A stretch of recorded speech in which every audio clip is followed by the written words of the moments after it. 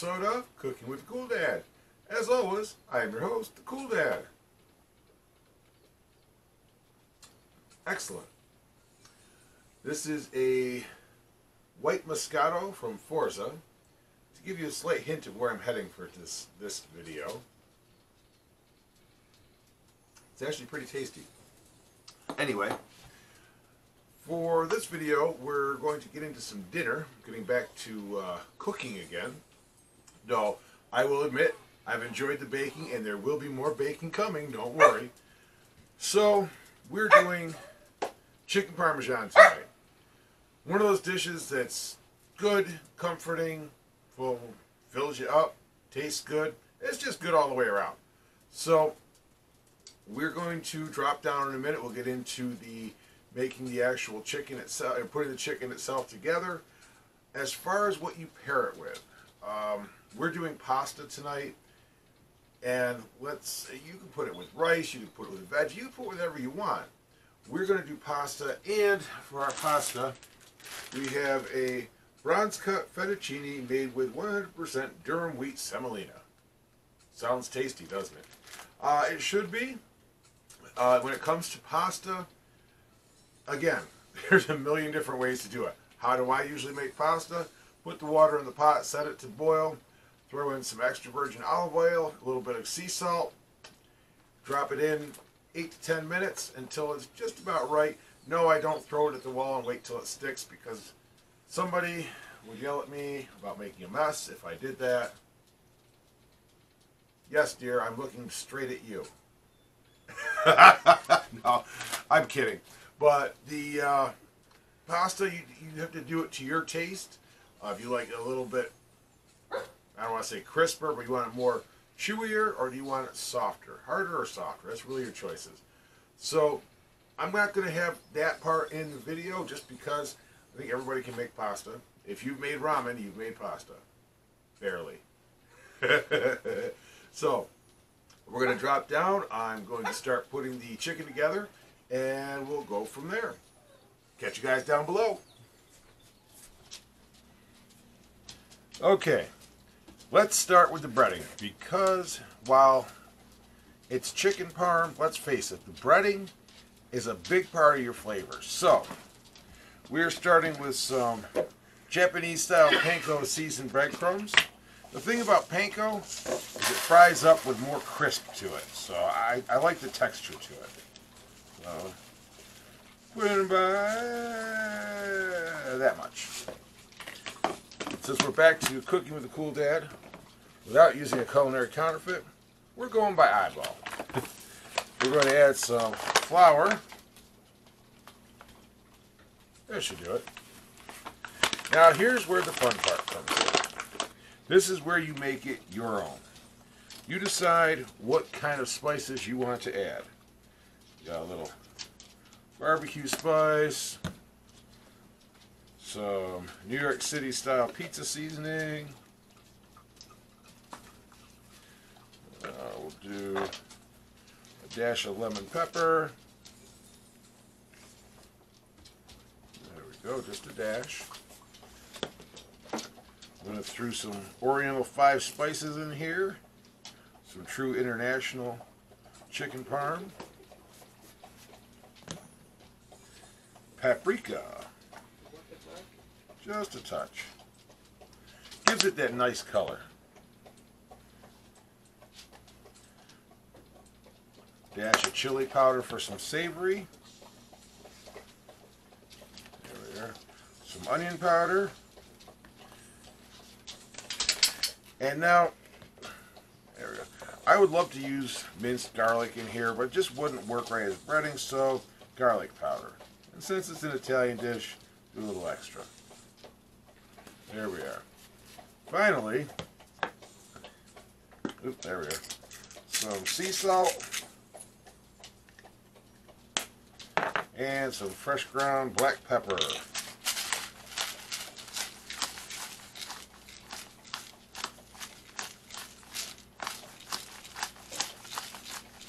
A little more work, but I'll tell you, the flavor is definitely worth it.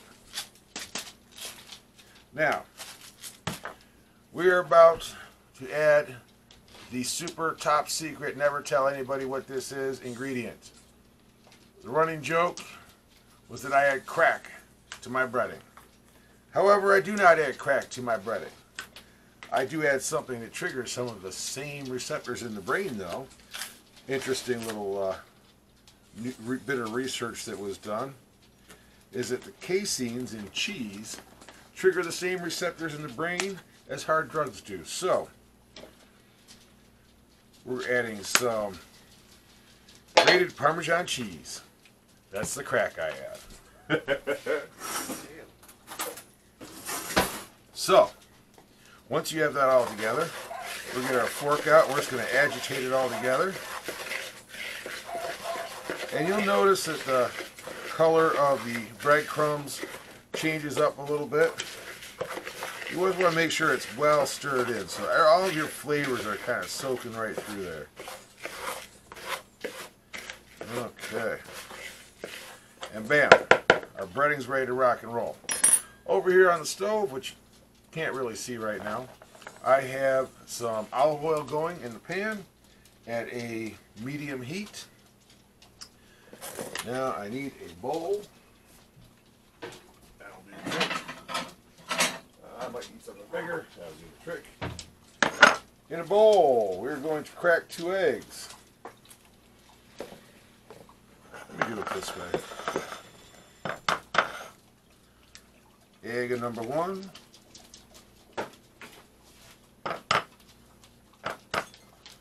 Egg number 2. There we go.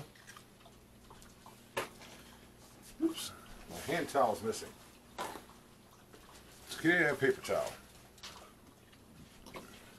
We're just going to kind of beat the hell out of the eggs for a minute.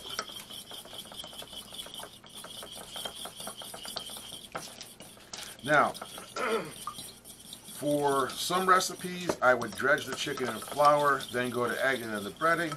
Because I have flour in this breading mixture, I'm not going to dredge it first. I am, however, going to get my chicken out.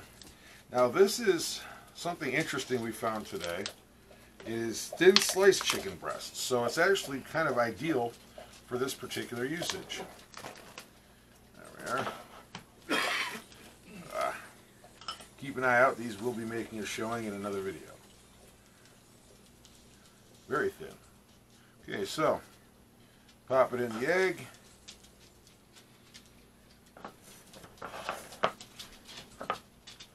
Pop it in the breading. Now basically, I reach in here with my hands, cover it with the breadcrumbs, just kind of push down. So you're basically making sure that both sides are evenly coated. You flip it over, cover it, press down again. If it's not fully coated, don't be afraid to repeat a couple times. This is the secret to having a well-breaded piece of chicken. Well-bred chicken is always a good thing, just ask Purdue. Now, we'll be back with you in 1 second because I'm going to change the camera so you guys can see the cooking process. Okay, so now that we've got our chicken done, I'm going to pop that in there. Get our tongs out. We're going to let that sit in the oil for a minute until it is cooked. I know, it sounds brilliant, doesn't it? I'm also stirring the pasta while we're talking. There we go. Now while that is starting to cook, we're moving on to our next piece here.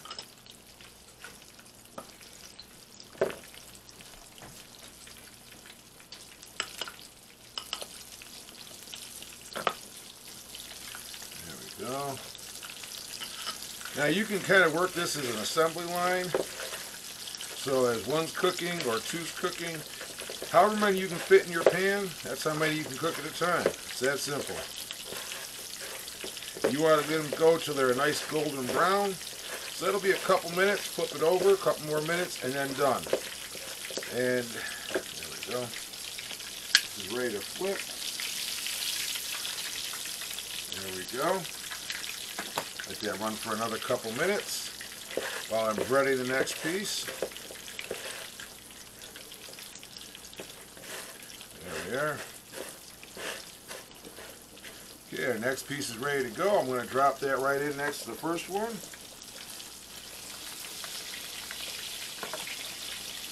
And get our third one in there. After I pull the first one out, we're going to skip to the next section so I don't bore you guys with me cooking chicken here. That and my videos have been a little long lately and I'm trying to cut them down a little bit to make the YouTube algorithm gods happy. Allergies, not COVID. There we go. Okay, that first one is pretty much done. There we are. So, as you guys can see, it's a nice golden brown. I'm actually putting these on a cookie cooling tray on top of a frying pan so that the grease drips right off of them. It makes it a little healthier that way. Number 2 is ready to flip, so we're just going to flip that. There we go. And here comes number 3 going into the oil. Okay, I'll see you guys when we're closer to the end. Now for the fun part, the assembly. I'm going to start a nice helping of pasta. Your pasta of choice, cooked the way you like it. To that, we're going to add, actually, my bad, I almost got out of order here. We're going to add some tomato sauce. Now, here's a pro tip. If you don't have time to make your own sauce and you hate buying canned sauce because it gives you heartburn, throw some, a pinch to a handful of sugar in there as you're heating it up. Cuts the acids, makes the agita a lot less. So we've got our red sauce on there. We've got 1,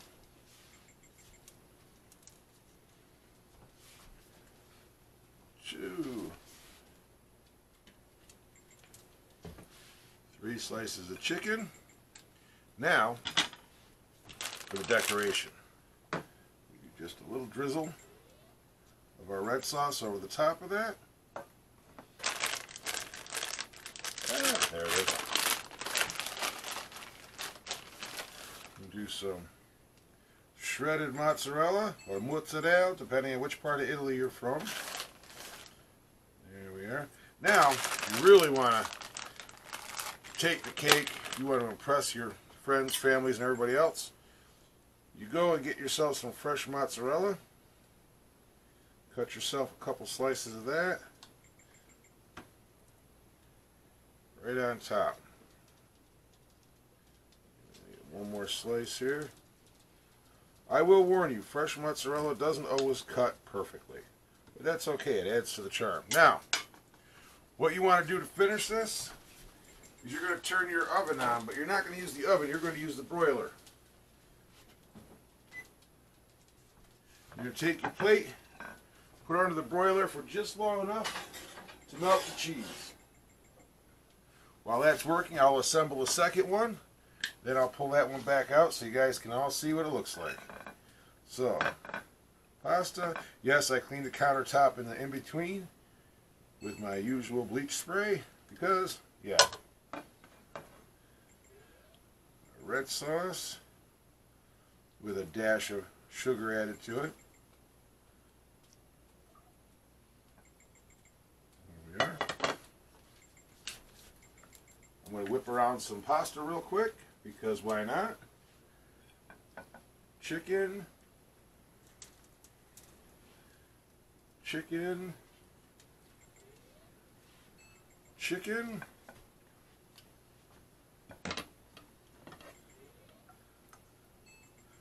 Another drizzle of red sauce and that piece of pasta that wanted to go flying around.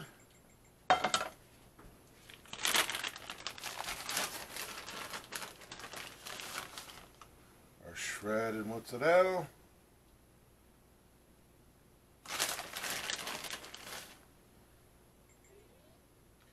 There we go. And some fresh mozzarella.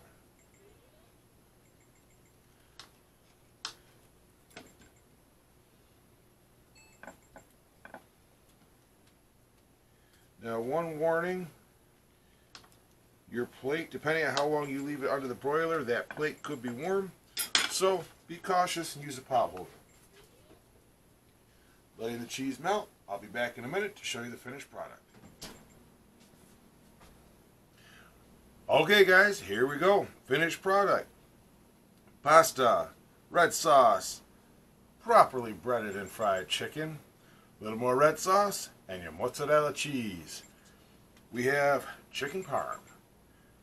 Something that brings the whole family together. It's a hearty meal, great for this time of year when it's cold as hell outside, you want to be warm as hell inside. So I'm going to distribute this appropriately, and we'll be back up top for the finish up. See you guys in a minute.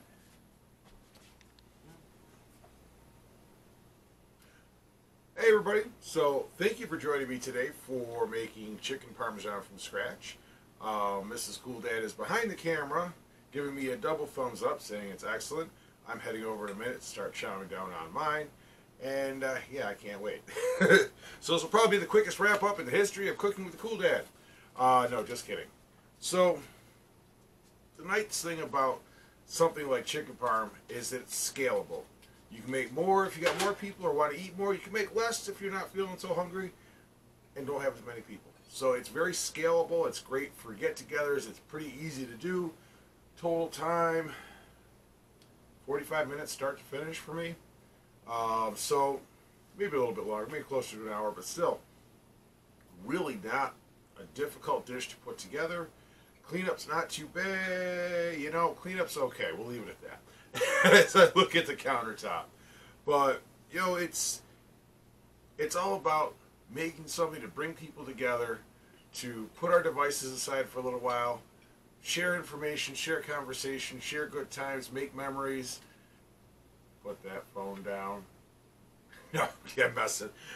Make memories, and just generally come together with people again, because we are social. That's what we are. It's what makes us human. And let's be honest, if we can't be social, it's going to harm us in the long run. So really when it comes down to it, what it's going to take to heal the world, heal the country, heal whatever, heal us as a species, is getting together and talking again. Sharing ideas, learning from one another. And the best way to do that is over food. Why? Because food is life. Life is good. Let's eat some more, and on that note, I'm going to go eat some more.